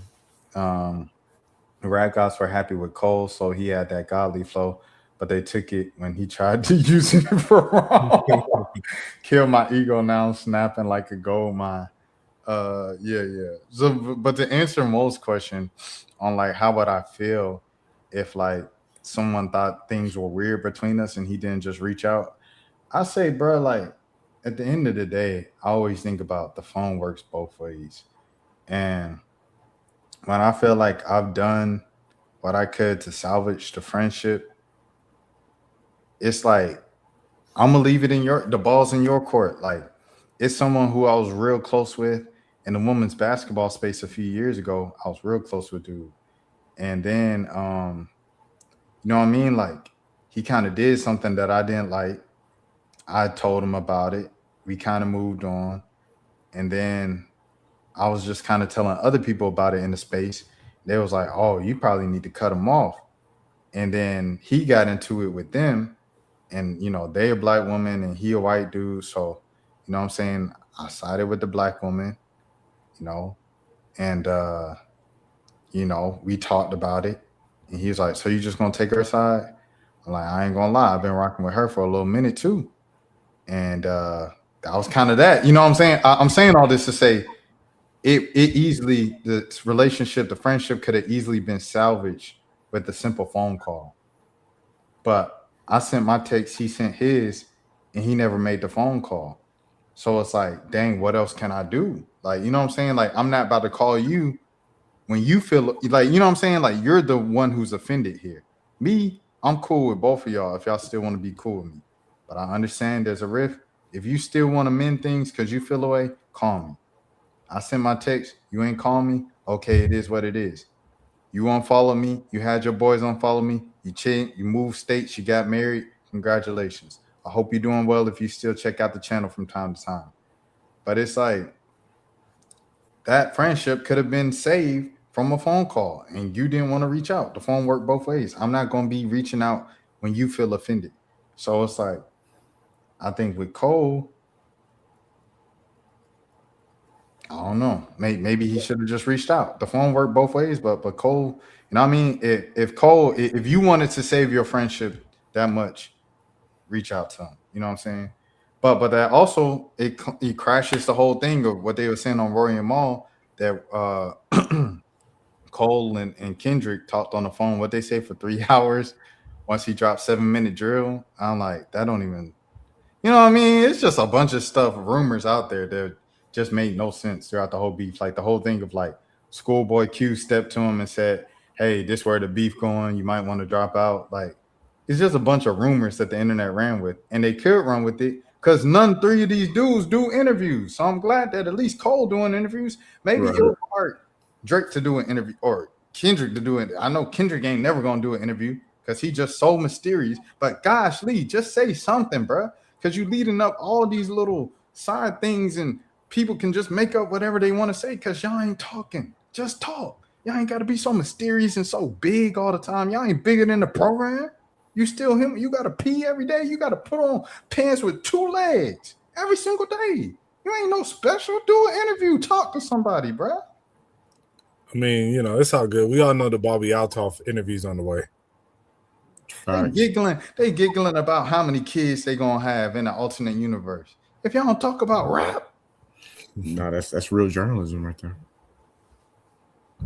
I think one thing I do dislike, and I think Drake would be able to get into that bag of get into a better space where he can have these conversations with more like rap, journalists and stuff like that. But so many of them, they all, I don't know, it's just he got so much tension with all of them, where they all have at some point felt some type of way, like I guess criticized him, some type of way that he didn't like. And I'm not saying that, either one of them are wrong, but I just realistically, he has tension with so many of the people that would really get to the bottom line of this. And it kind of leaves it where all we're left with is him doing Bobby Altoff interviews. I really like if you can realistically think of one hip hop journalist that you could see Drake realistically sitting down with and having a conversation with, like he did back in the day with. Question. Oh, what's up? What did Sway say during the whole beef? I don't know. That's one. There we go. Go on Sway in the morning. But and I guess Sway hasn't had a big interview in so long that that's just I think honestly his last big interview might have been Kanye. But that would be really dope. That would be really dope for Sway to him to do that with him.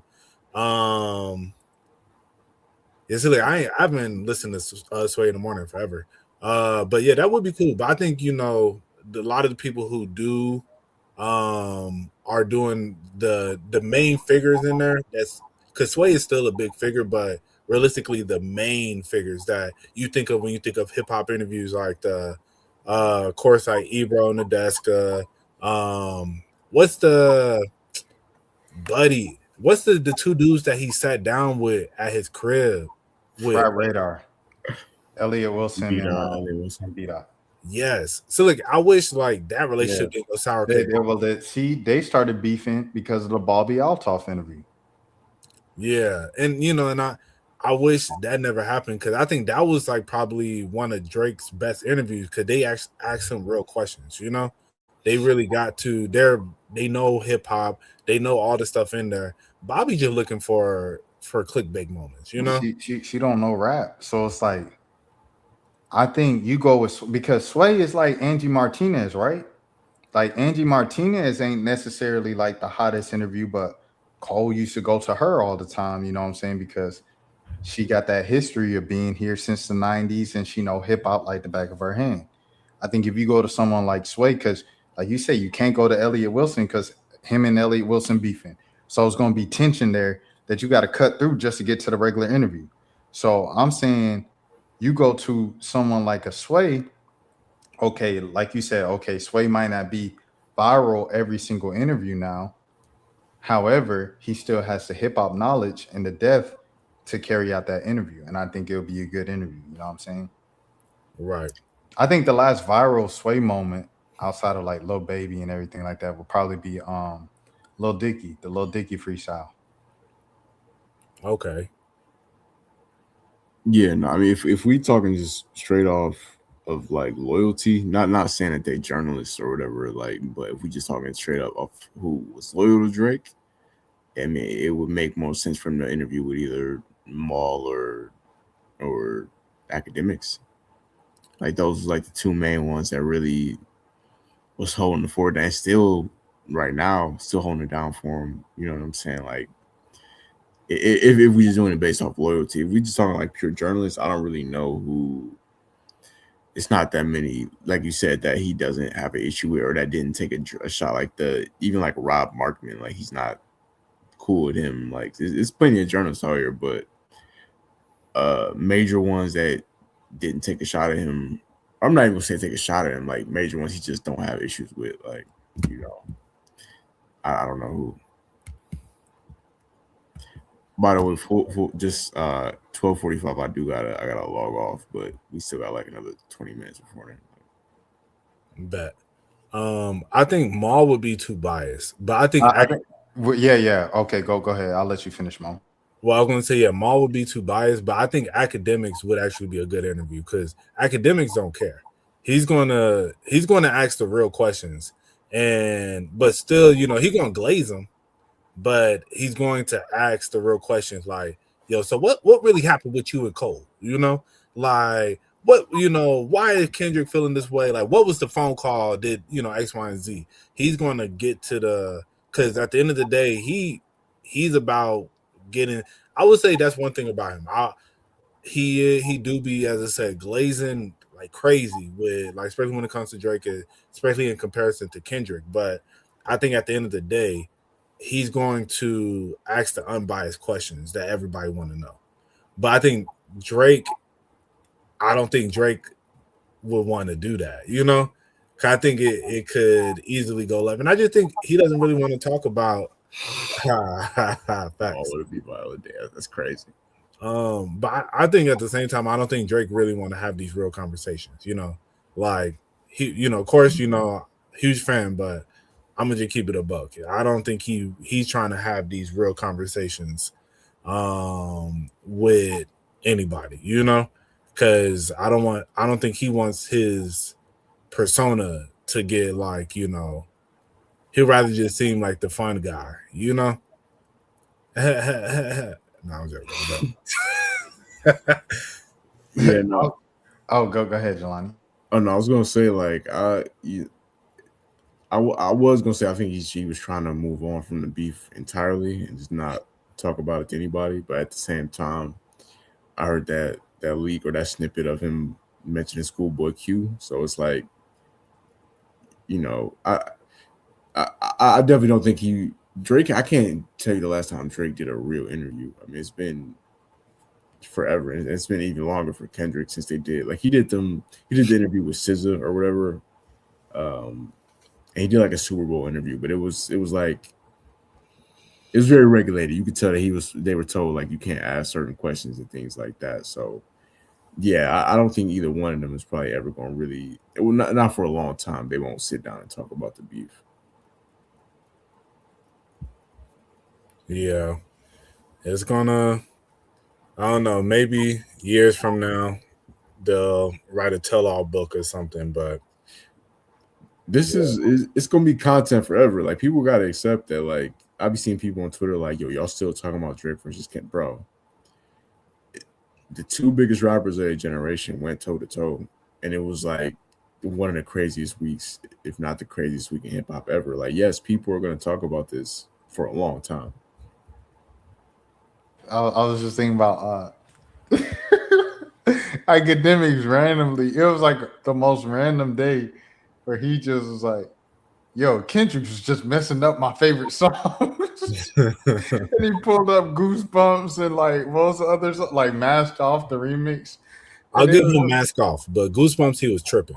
But yeah, but I was like, dang, bro, like this came out of nowhere, dog. Like just a random like Friday night, he just pulled it up on stream and started like making fun of Kendrick. I don't know.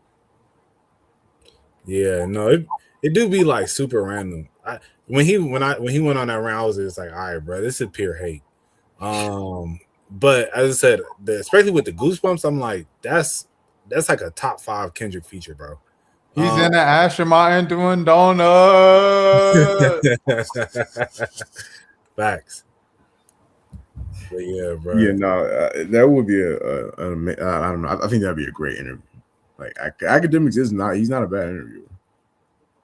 No, facts. Yo, so since we down to our last 15 minutes, I didn't want to bring it up in the beginning just in case, wrong people here. But yo, so while I was on vacation, I had a little vacation babe, right? The girl that I met. And this is the stuff that I was talking about while I texted Rashad about, but I didn't want to bring up. Yeah, I met this shorty out there or whatever. But so I bring it up to ask this question. So the shorty that I met out there, she had some stuff going on that is not curable, but during the right moments, it won't be spread. Okay. And I bring it up to ask, would you ever deal with a girl that has like had the H, not the IV, but the other the S at the end.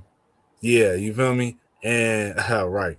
And but they love to tell you like it's like, you're not gonna get, I take pills. If I have a outbreak, I'll let you know, blah blah blah. But would you ever take that risk? I would say no, but I feel like it's become like kind of common nowadays. Like unfortunately, like a lot of I don't know.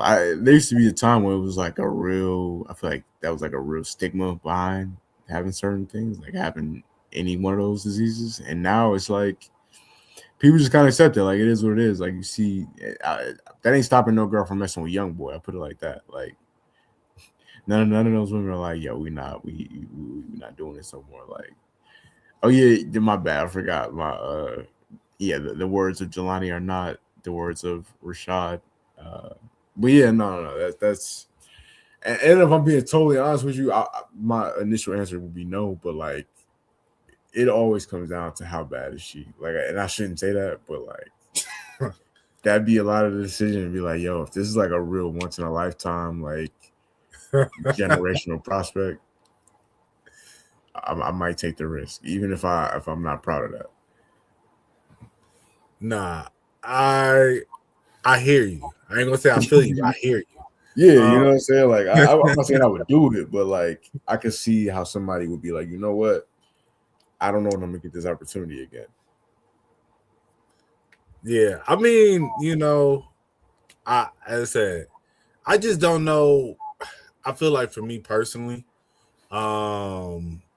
it it's just like, man, it goes so. I've always said, like, mentally, I'm like, I would never deal with no chick like that, and so that's why for me, I feel.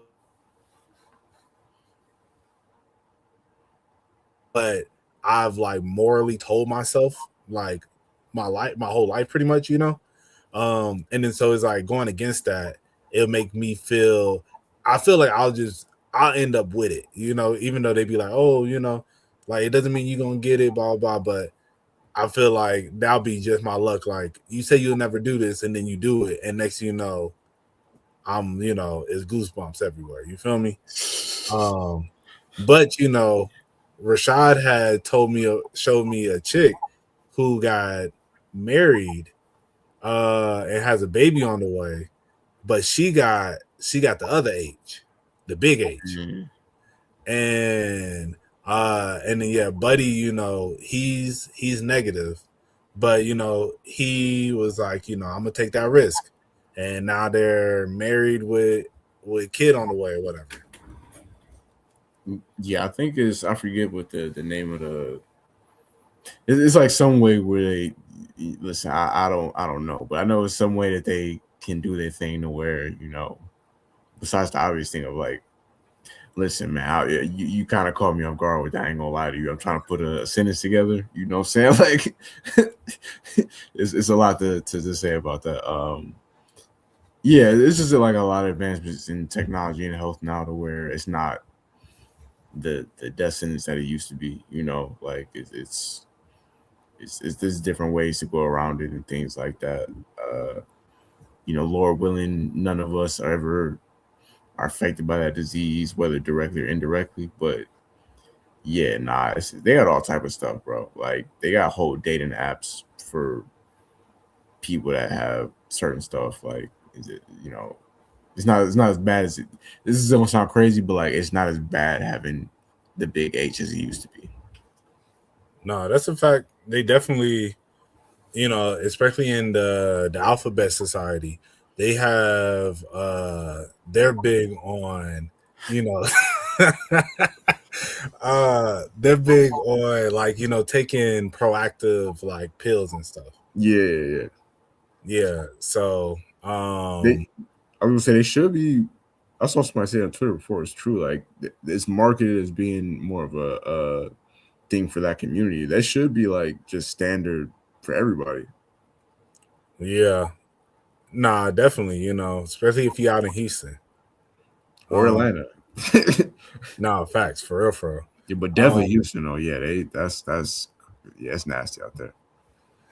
Yeah. No, it's crazy, man. In the room, we can feel a heartbeat, beat. We want to talk to her right now, but what, Mo? Right now, she sleep. You mean she could work for the church for 24 years?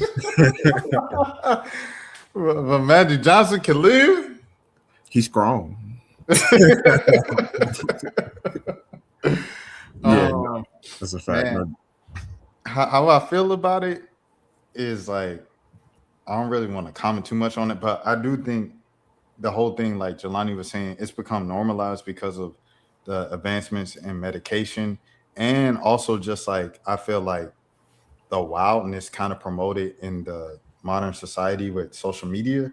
Like what's normalized now is like crazy, bro. Like what was considered crazy a few decades ago, that's considered like normal now. You know what I'm saying? Like the crazy stuff, it just get crazier and crazier for real. And I feel like it's kind of like a crackdown one because it has gotten so crazy with just like laws and regulations of like you see all these states banning particular sites and stuff like that. Because I do think it was kind of not kind of, it was getting out of hand. Like, you know what I'm saying? So I think the banning in the certain states and everything making it more difficult for people to access those things and stuff like that. I think it is. I think it's kind of bringing society back down to a more normalized state or what used to be normal and stuff. But yeah, it's crazy. It's crazy. So I think the combination of those both things, the advanced medication and just what we as society normalize, has made everything crazier. Uh, yeah, yeah. Yeah, this is definitely the horniest era of like humans in the history of society. Yeah, because the stuff that you talk about, like the hippies, and you know what I'm saying, the people who revolted against society standards back in the '60s, like some of that stuff, in terms of interactions, it'll probably be like, oh, we do that in high school now. You know what I mean? Well, I will say, I don't know. To be honest, I don't know if it's necessarily like the horniest, because I think during the 70s time, that 60s and 70s, they were very on the like the freedom. It's just like I have a um I have a homegirl who mom, grew up during that time.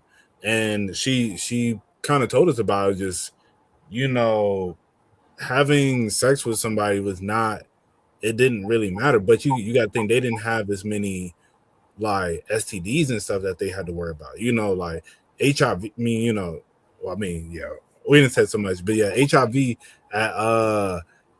didn't really pop up until the 80s. So imagine like, if you're not having to mentally really think about that, and then cause that's where I guess, and then the P's, the HPs, it's like those. I think, I don't know how prevalent it was during that time, but I feel like, yeah, it just wasn't, all that stuff wasn't as crazy. So it's like, why not? I think during those times they were very free, just like, just do whatever. You wanna hook up with the person, just hook up with them. You feel me? It's like you're not really feeling no risk other than the possibility of having a baby. You know, but yeah, I think society has been this way for a minute, but I think now it is. I don't know. I think it's more visual in a sense. You get what I'm saying? Yeah. So it's. I'll say this. I don't think you had, you know what I mean? Obviously, you didn't have it because of technology, but you didn't have tripods set up in random people's backyards with like girls by themselves with, you know what I'm saying, with you know what I mean, gadgets and stuff. Like you didn't have that back in the day because you didn't have the internet. You know what I mean? So it's like Right. stuff like that you wouldn't see back then that you will see now. And it's kind of like common to see now because that's just a thing. Yeah, I was gonna say I think they probably had a healthier relationship with sex just because it was like you had to have somebody in person. You know what I'm saying? Like you had to actually go out and meet people and like get a girl, and in order to be able to have sex with her, versus now where it's like it's so much out here. It's had even I've spoken about it on here. Like it's had negative impacts on me before, but even like the younger kids who have like more access. I wasn't even able to really access it for real, like for real. So I got my first smartphone, like, and that was probably like 2010, 11, around that time. Like I was in high school by that point. These kids now be like second grade with iPhones, so it's no telling what they potentially be seeing. Nah, facts. Yeah, it's like you said, I think they definitely had a healthier relationship with all that, with sex and sexuality in general. Yeah, I Um, agree. and now it is brain rotting a lot of people because I saw this one thing that somebody was like, bro, I don't think we was ever meant to see this many bad women in our lives. Like, I don't think God intended it to be this way. Because back in the day, before the 2000s, it's like, man, you would see there'll be like the baddies in your area. You feel me? And maybe you travel a little bit, you see a baddie here, you see a random at like the gas station. You feel me? Something crazy. And but now it's just like, man, they everywhere. And then everybody, you have so many. It's just like regular women. Like, girl I work with at T-Mobile talking about she want a BBW, me a BBL, and it's she want a BBL, and I'm like, what for? I'm like, bro, that's what I'm saying. But it's just like, I want it for me, and it's like, I feel you. Like I'm not against wanting to improve your image for yourself, but at the same time, it's just like, why? You trying to drop a couple bands on having a bigger butt to work at T-Mobile? Like, I don't know. That just don't make sense to me. But that's what society is right now. They copping BBs to work at the CVS. Bro, it's like 19, 20-year-old girls that think that a man like buying a girl a bag or paying a girl's bill on like the first date is some normal behavior. Like, because they be hearing these rappers and seeing these Instagram models getting that type of treatment. They think that's like the dude that, their 20-year-old boyfriend that works at Home Depot. Like, they think that he's supposed to be doing that too. Like, it's just Instagram really, that's the main app that really changed, I feel like, our relationship. Like I said, it changed a lot of men where they think that they got to have a certain caliber of woman looks wise, and then a lot of women think that financial wise that they're entitled to a certain type of man. How many times you seen at a special surprise birthday party or graduation or celebration, whatever the case might be, have you seen the balloons spelled out with the letters and the fancy spread stuff? How many times you seen the hotel with rose petals all over the hotel? How many times have we seen that before social media? And now it's normalized, and now it's the standard for like, you can't at least do this for me, huh? or when did, not to cut you off, Mo, like when did asking a girl to be your girlfriend, when did that become a proposal style thing, like marriage? Like, you of course you ask a girl to be your girlfriend, but like, when did that become like a full marriage proposal with like flowers and a photo shoot and an Uber black? Like, that wasn't a thing. Bro, I seen a woman blame being late for dates on men. I said, what? She said, you can't be like, a real man gonna be like, okay, so I see we have a time problem. How can we fix that? You ain't send me no Uber black. I said, what? You really blame? Yeah, it's crazy out here. Yeah. As you said, I think society is, I don't know, man. The shorty on my job said, this one dude just keep texting her talking about, hey, come get this money. Hey.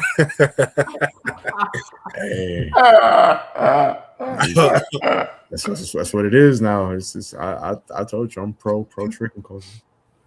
Hey, come get this money is crazy. Yeah, like I remember, I think I talked about it on the pod where I spent I gave Shorty some money for Valentine's Day, but that's because it's long distance. But I ain't like I ain't drop a bag or nothing. But I remember I'm thinking, because me and the girl, we ain't been linking, we ain't actually dating. I'm like, we had just started talking at that point, really. So I'm like, I'm not gonna drop a bag, but I'll give you a little something, like, enjoy your night. You feel me? And I remember I was talking to, as I said, the girl at my job about it, and I was like, yeah, I'm probably sending something. She like, how much you gonna send her? About 150? I said, nah. And and for a second, she got me thinking, I'm like, if this is the expectation, I ain't finna send nothing. Cause when I'm about to send, she about to be like, what the hell? You feel me? But Shorty was still appreciative. I sent a little something. I ain't gonna, I ain't gonna drop out the money, how much it was. You ain't gotta do all that. Yeah. Nah, But for real though, like it really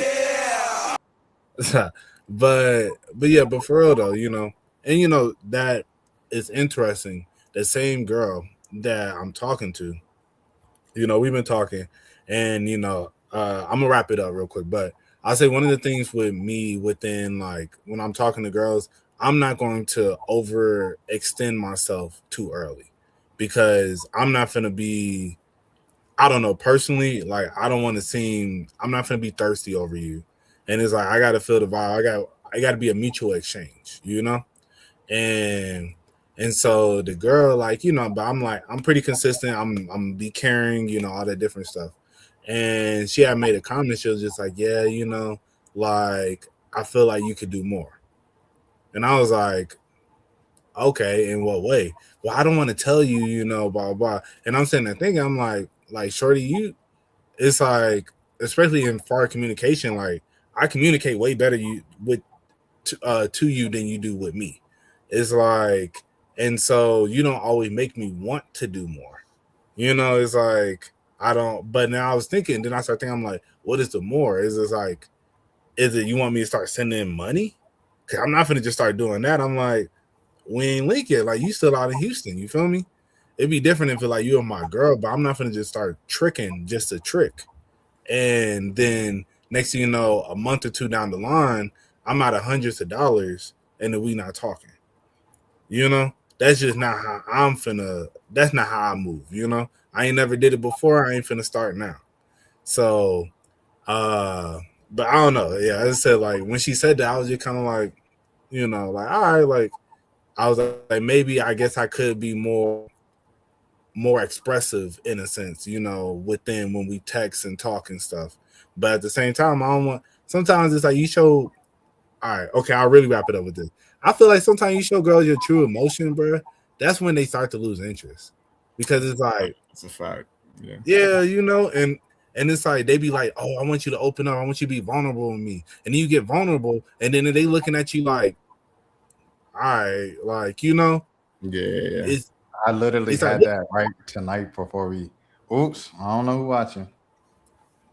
No, I feel you because I've had like I had like the last girl I was kind of talking to like a couple months ago. I definitely feel like